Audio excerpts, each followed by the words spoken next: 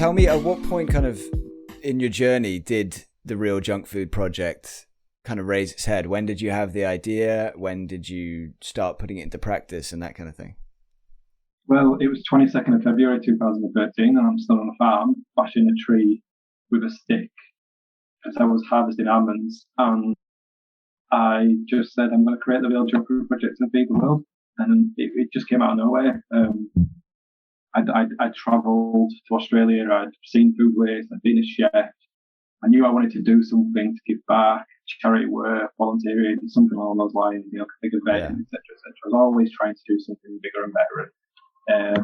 No matter what I did, even from primary school age, I remember getting thrown out of class, and I had to work with the year above me who were working on some road safety poster, and I created a board game, and we won the competition. And so this little kid in year 4 or 5 with all these year 6s.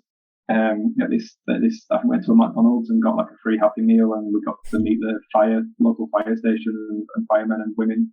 Because I just created this board game and it won, because the rule was to create a poster, and I just went above and beyond because that's the way my mind works.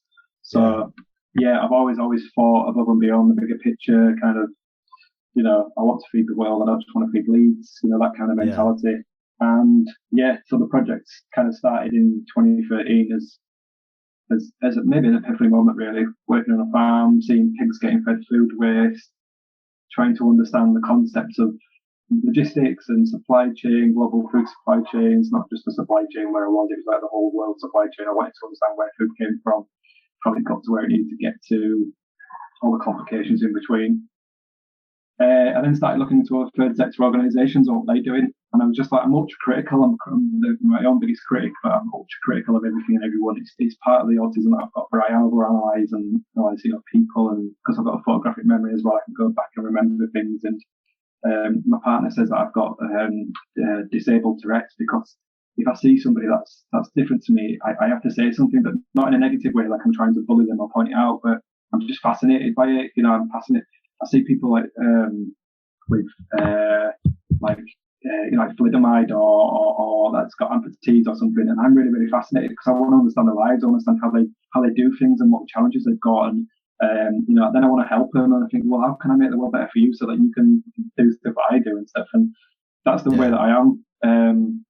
So that's what I started to do. I started to just go out and see what was happening. And then I just found all these models and third sector organisations, and I was just ultra critical. I was like, but that's not actually doing anything, is it? That's not stopping waste. That's not feeding people. You're just keeping yourself in a job. You're just facilitating the problem. And they just didn't like it because I'd ask the really awkward questions that nobody wanted to answer. And I'd stand up in the middle of a room and say them, and there was one time I went to Leeds City Council. I stood up and I introduced myself, and I think there was about 13, 14 people, and they were all quite affluent, prestigious, people in Leeds that were well connected and well known. And I was the only one that wasn't. And I remember stood up and went, my name's Adam Smith, and I've created a project called the Real Junk Food Project, so I'm going to feed the world. And everyone laughed at me. Literally, there was just this roaring laugh. And I sat down going, I don't understand why they were laughing. What did I say that was funny then? And it took me years to understand that they thought, who is this guy? And then I got asked to do a deposition at the Leeds City Council, where I had to go and do a speech to all the councillors about all the work that we'd done and the impacts we'd had on Leeds. And I remember replying saying, do you not remember when you laughed at me when I stood up and said I was going to do this? And now after 4 or 5 years, I've gone away and done it, and now you want me to come and tell you how I did it? I told you 5 years ago what I was going to do.